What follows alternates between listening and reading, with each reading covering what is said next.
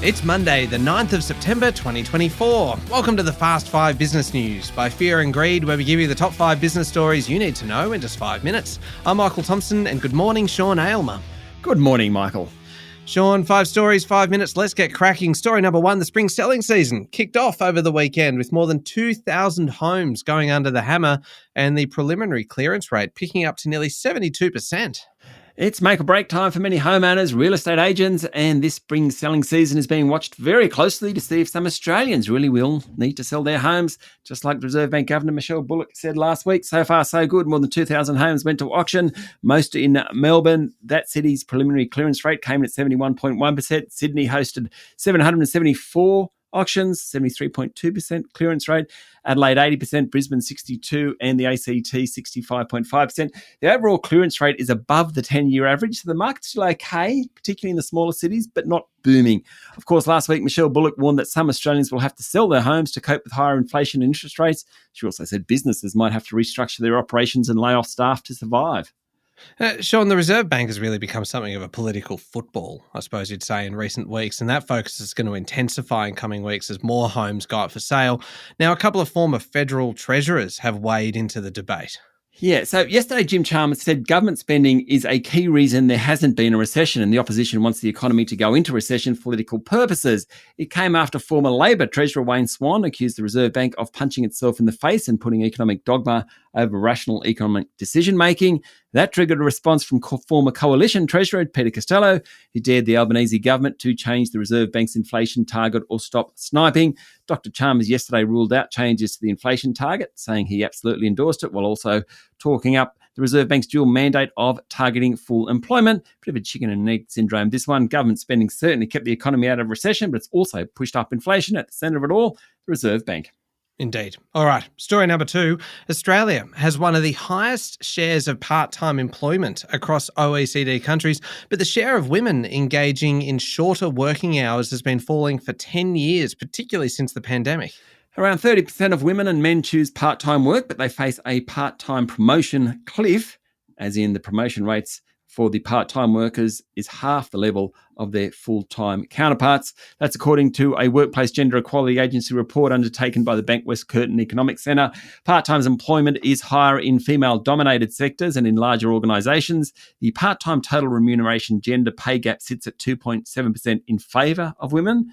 The overall remuneration gap, though, is 18.3% in favour of men. The most rapid increase in full-time work over the past 3 years has taken place amongst women aged between 35 and 55.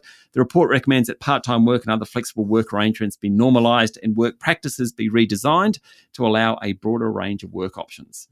Story number 3, Labor has confirmed multiple questions will be included on sexual orientation and gender in the 2026 census.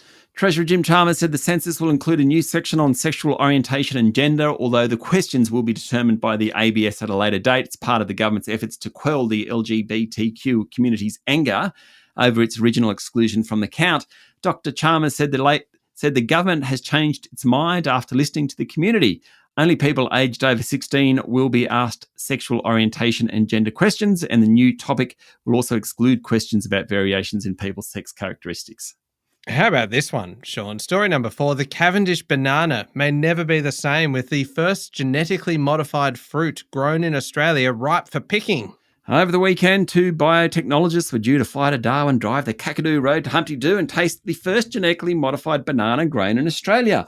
Banana are the country's highest selling fruit, 5 million eaten every day. The genetically modified banana was granted final approval for human consumption a few months ago, but only now have any of the trees borne fruit, according to a report in The Guardian.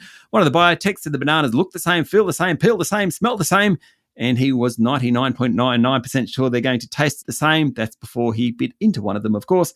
Cavendish bananas account for 97% of sales. Commercial bananas are sterile, meaning they're propagated by cutting stems from a parent plant. That means every single Cavendish banana ever grown is a clone of a single seed produced as a naturally occurring hybrid, probably more than 1,000 years ago. This lack of genetic diversity makes them vulnerable to bacterial disease, hence the genetic modification. Last one, story number 5. UK streaming platform OnlyFans, primarily used by sex workers and sports stars and celebrities, paid $6.6 billion to content creators last year and more than $630 million to its owner, Ukrainian-American entrepreneur Leonard Radvinsky. OnlyFans, which takes a cut of a fifth from the payments made on its platform, has become an increasingly popular way for online creators to offer video content directly to consumers. The number of creator accounts grew to 4.1 million in 2023, while the total number of fan accounts grew to 305 million, according to a report in the FT. Many of those who use the platform are sex workers, although the companies say there is a wide range of content and offer, from sports and music to yoga and wellness, aimed directly at individual fans. These fans can pay additional tips or extra for on-demand paid content and private messaging, in addition to the subscription fees. All right, there we go. The top 5 business stories in 5 minutes. Thank you, Sean. Thank you, Michael. It is Monday, the 9th of September, 2024. Remember to hit follow on the podcast, and if 5 minutes isn't enough, you can find our longer daily show called Fear and Greed, wherever you listen to podcasts, and that comes with a bunch of interviews and things. Today's interview is a great one for investors taking a good look at NVIDIA and the big US tech stocks and also what it means for the local market. I'm Michael Thompson, and that was the Fast 5 business news by Fear and Greed. Have a great day.